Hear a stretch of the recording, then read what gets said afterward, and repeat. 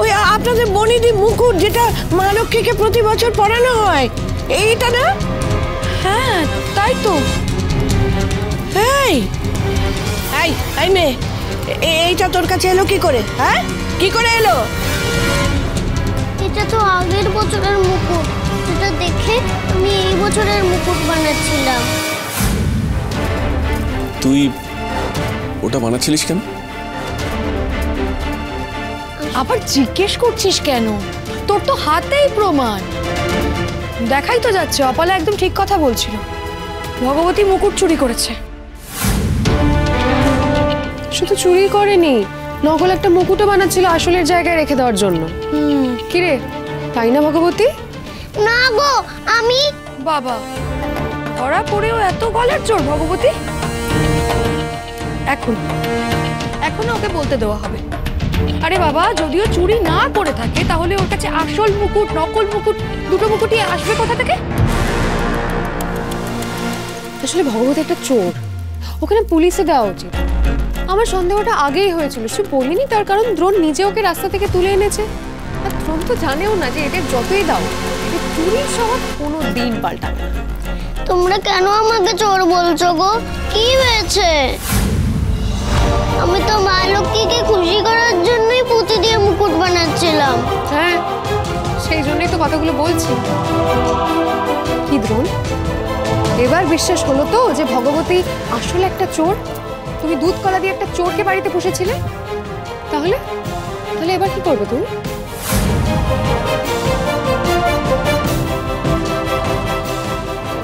আমি বিশ্বাস করি না তোমাদের এই অভিযোগ।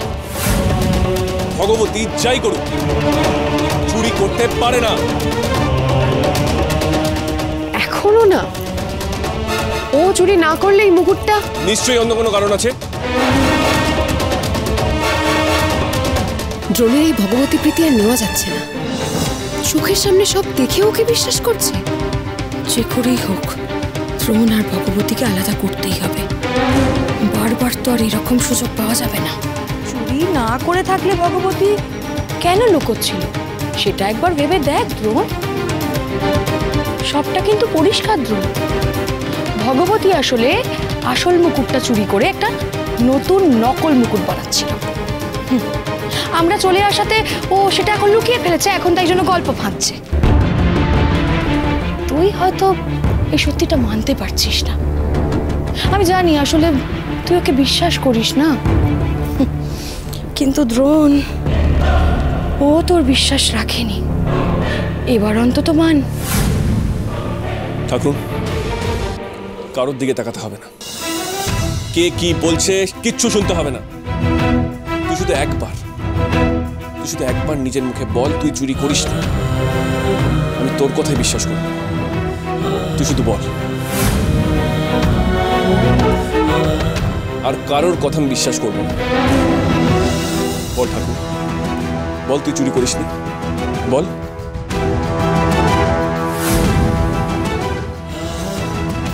কি বলতে চাইছো তুমি দ্রোণ? ওর কথা তুমি বিশ্বাস করবে? তার মানে আমরা সবাই মিথ্যে কথা বলছি? তুমি আমাদের কথা বিশ্বাস করবে না?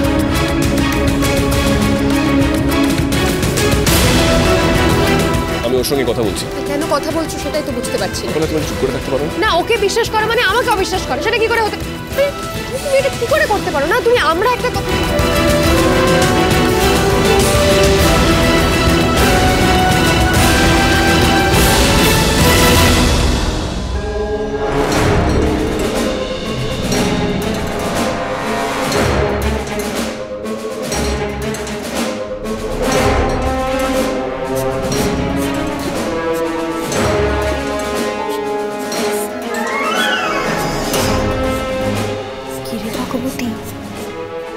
বলেছিলাম না তোর কাছে খারাপ হতে হবে তোকে।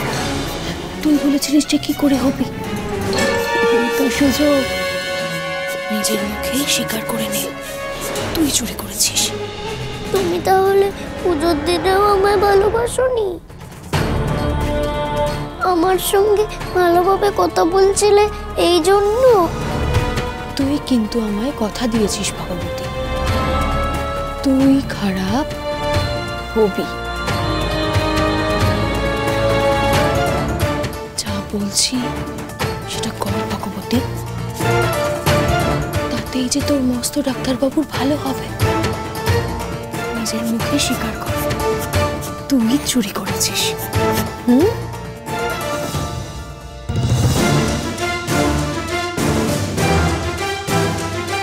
অপলা, তুমি একটাও কথা বলবে না যতক্ষণ না আমি ওর সঙ্গে কথা বলি।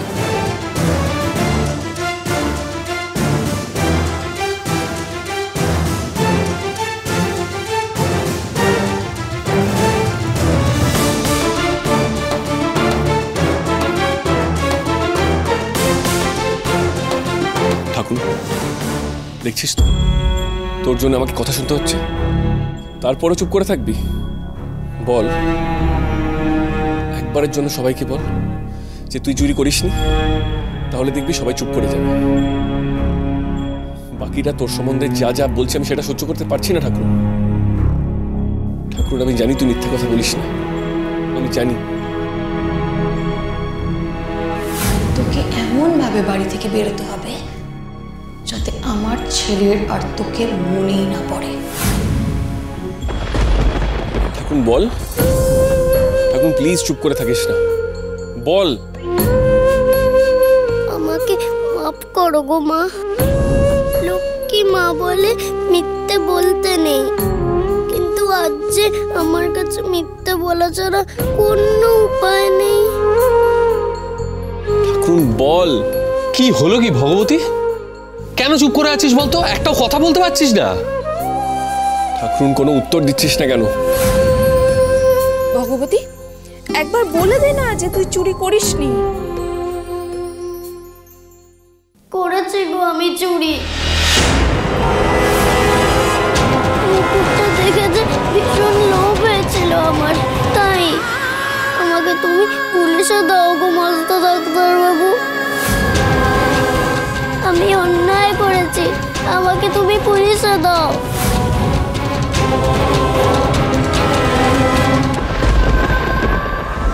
মাফ করে দাও গো মস্ত ডাক্তারবাবু। আমি জানি আমার কথা শুনে তুমি খুব কষ্ট পাচ্ছ, কিন্তু তুমি কষ্ট না পেলে যে আমাকে তাড়াবে না।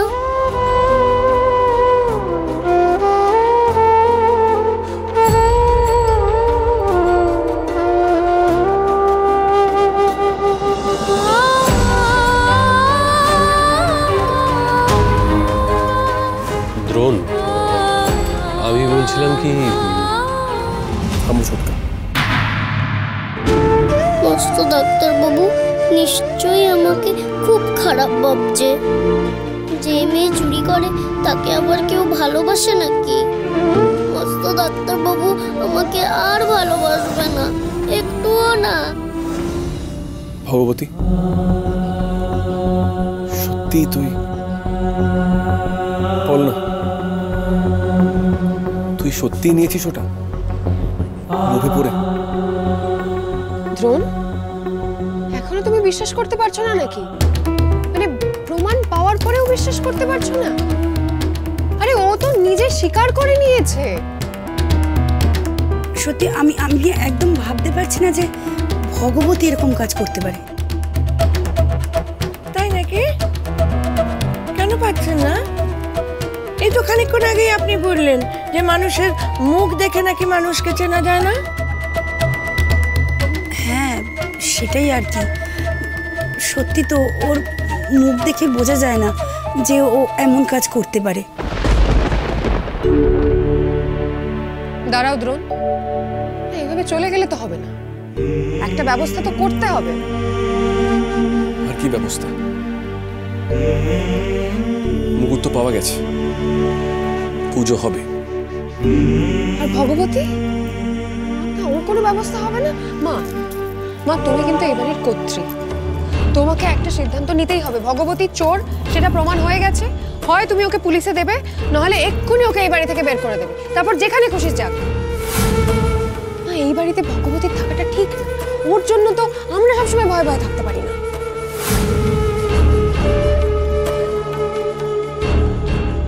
কি গো, তোমার কি সত্যি মনে হয় ওই ফুলের মতো নিষ্পাপ মেয়েটা চুরি করতে পারে? এসা ও তো নিজে মুখে স্বীকার করছে। এরপর আর মনে হওয়ার কি থাকতে পারে বলো তো? মন যে বলে চিনি চিনি